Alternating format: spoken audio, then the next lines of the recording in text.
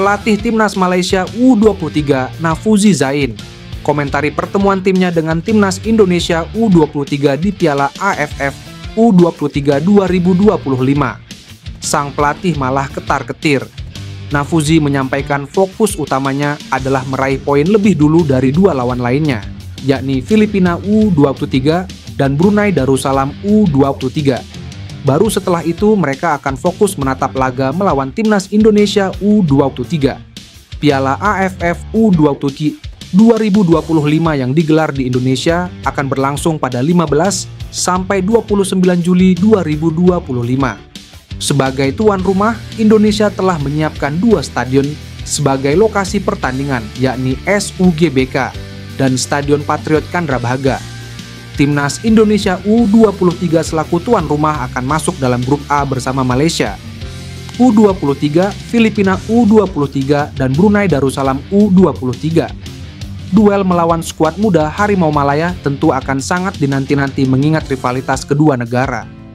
Menanggapi hal itu, Nafuzi tak ingin memusatkan fokusnya lebih dulu kepada Timnas Indonesia U33 karena bentrokan itu baru akan tersaji di laga terakhir grup A. Dia pun lebih memilih untuk fokus meraih kemenangan di dua laga skuad muda Harimau Malaya. Timnas Indonesia U23 sebagai tuan rumah mengusung misi merebut gelar juara Piala AFF U23 2025.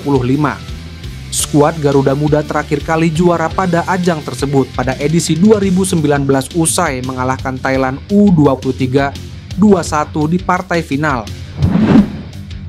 Jairo Ridewald diupayakan agar bisa membela Timnas Indonesia sesegera mungkin pada Juli 2025. PSSI dikabarkan mengebut proses naturalisasinya. Kabar tersebut dibagikan oleh Yusa Nugraha yang belum lama ini bertemu dengan ex-ko PSSI Arya Sinulinga.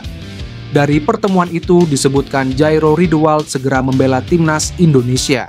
Kata Pak Arya Sinulinga, Jairo Ridewald ini akan segera gabung bersama Timnas Indonesia. Ucap Yusa Nugraha dikutip dari YouTube miliknya.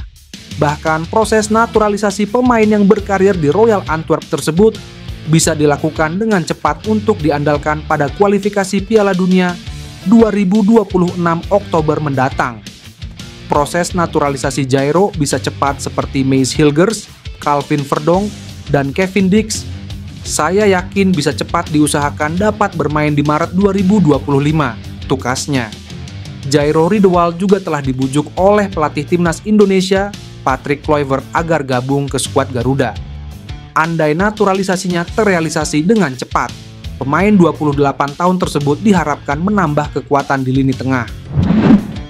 Pemain keturunan Depok Miliano Jonathans positif mau dinaturalisasi Timnas Indonesia.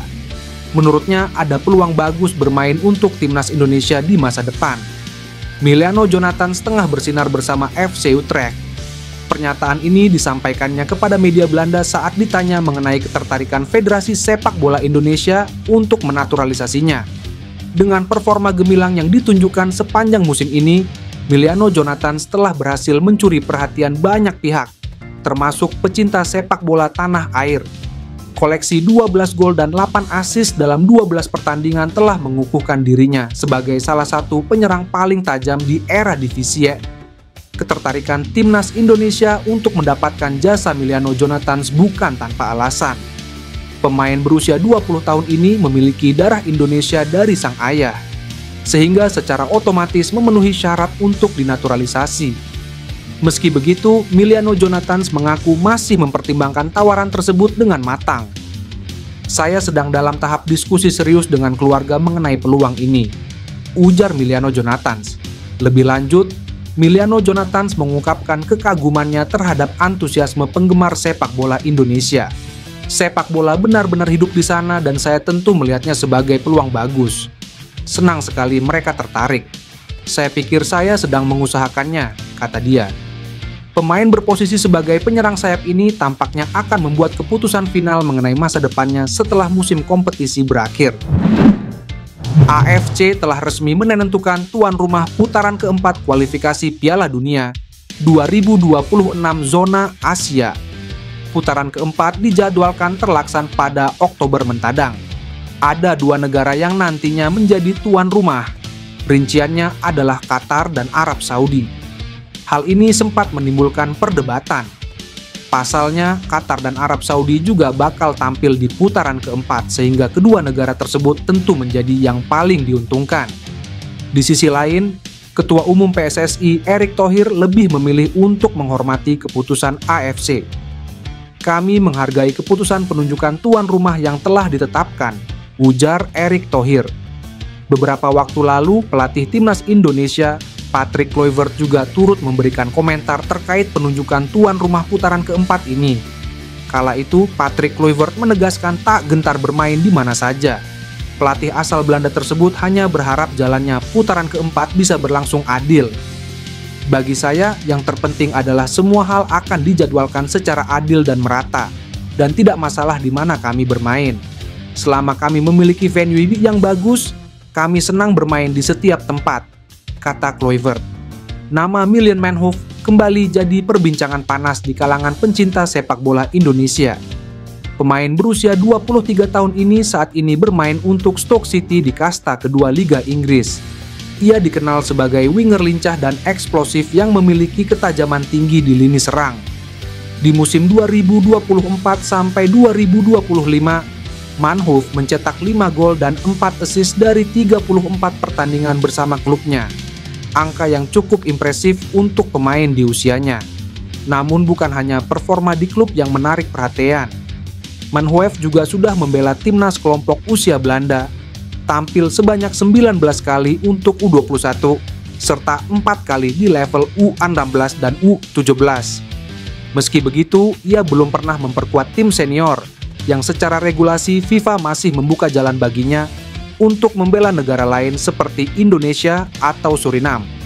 Menurut regulasi FIFA, pemain yang belum tampil di laga resmi bersama timnas senior suatu negara masih dapat berganti asosiasi negara asalkan memenuhi syarat keturunan atau kewarganegaraan.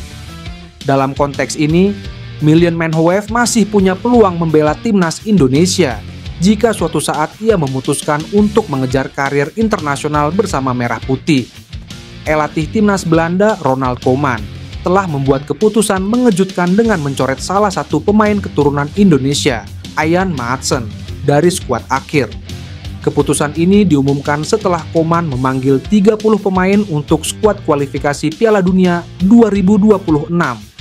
Dalam seleksi akhir, Koeman harus memangkas skuadnya menjadi 26 pemain.